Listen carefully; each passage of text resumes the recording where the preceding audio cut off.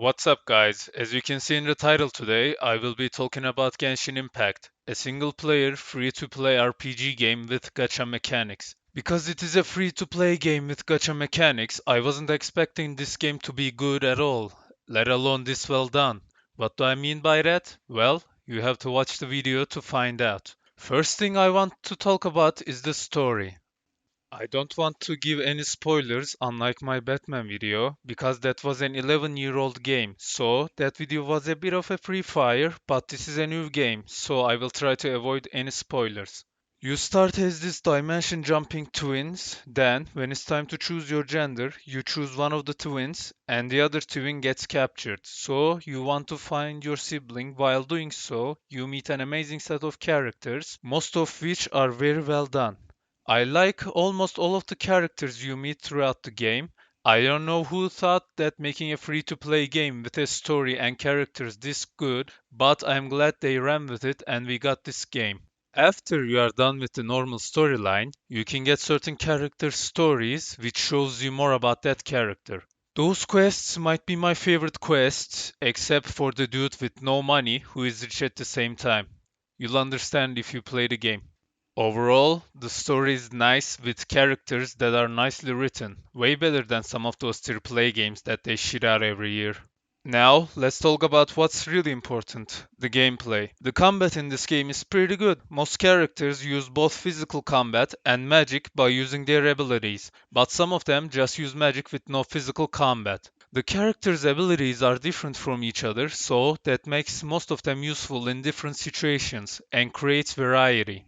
Of course, some characters are better than others, but you can use pretty much any character you get and not have a hard time with the game at least. This game uses elemental abilities as magic like fire, water, ice, thunder, etc. And you can combo the elements to get more damage or freeze the enemy or get an elemental shield depending on the elements you combo. The enemy mechanics are not amazing, and every non-boss enemy has only like two different attacks, and their AI is not good. And some bosses have bullshit abilities that makes me want to Alt F4 because they just make the fight unnecessarily longer. But that might be me being underleveled right now, so who knows?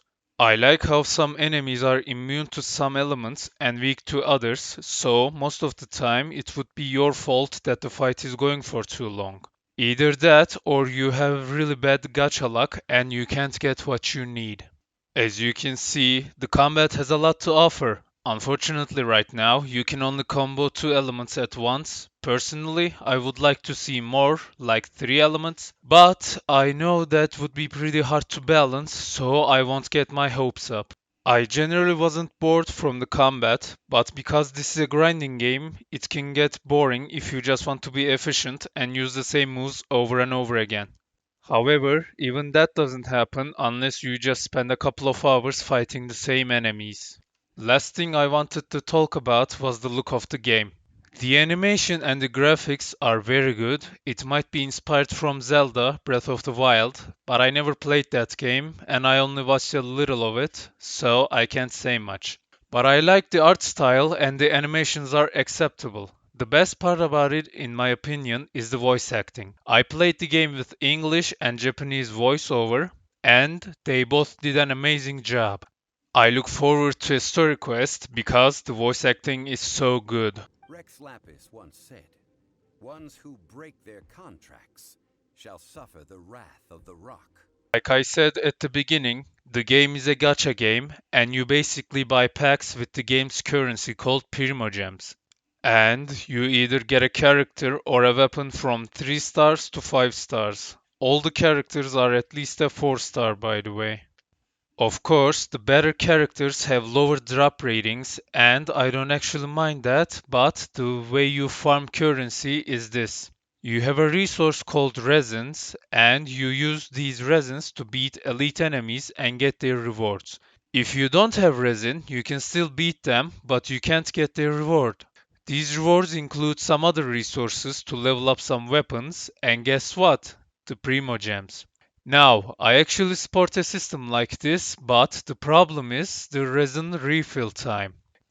It is 8 minutes for one resin, but you need at least 20 resin to get the lowest rewards, and even then you don't get that much resource and primo gems. You can of course explore the game and find chests which give you more primo and resource, but for a guy who explored almost all of the game, we need resin to farm.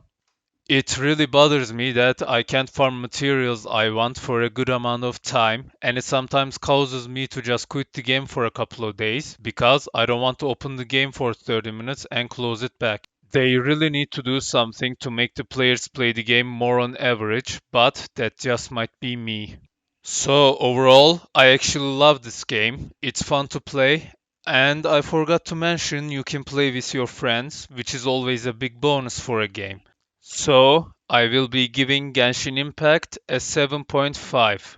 From what I've been saying, you might have expected a higher score, but the last bit really bothers me. If not for that reason, the game could have been an 8 and it has a potential to be an 8.5 because they are still updating the game. Thanks so much for watching. I really appreciate it. What are your thoughts about the game or the video itself? I would love some feedback, so leave yours in the comments section below. If you liked the video, subscribe. I stream on Twitch almost every day, so I would like it if you come to the stream and hang out with me. And I'll be back with another video hopefully soon. Bye.